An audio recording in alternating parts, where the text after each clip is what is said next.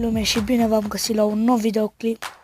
Astăzi o să vă arăt cum să puneți hack la orice joc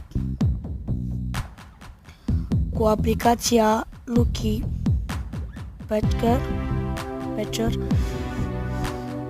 O să vă pun în descriere aplicația și să începem. Eu o să pun la sub-iSurf. Dați pe aplicație.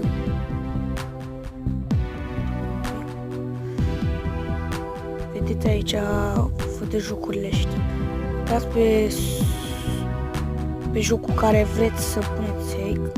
Eu o să pun pe sub-i. Dați aici, deschideți meniul cu PUBG. Crearea aplicației. Dați nu primul, nici al doilea, al treilea, aici fișier aplicare făcut pe premium.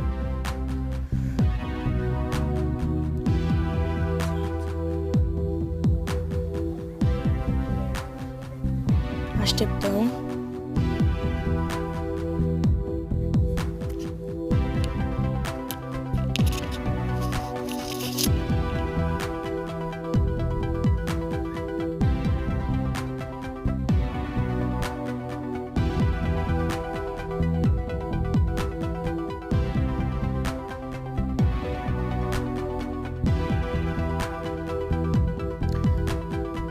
O să revin pentru că trebuie să așteptați un pic cam mult.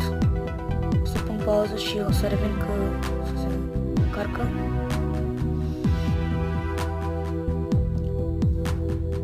Am revenit. După ce o să vă arăt așa. Dați, accesați fișierul. Dați pe chestia asta de aici. Dați instalare și deinstalare.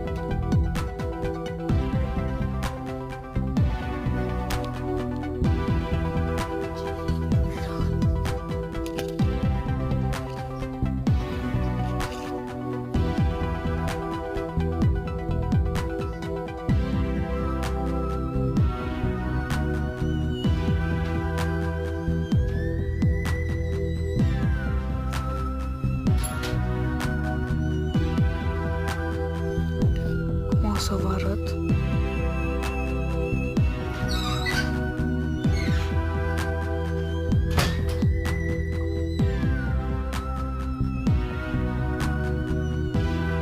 O să iau ăsta.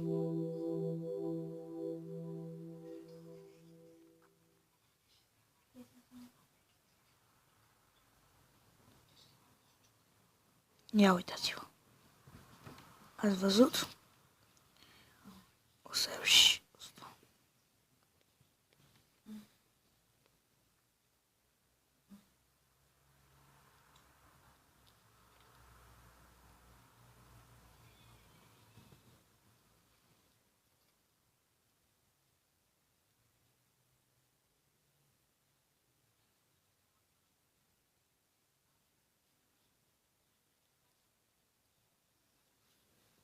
Să dăm aici.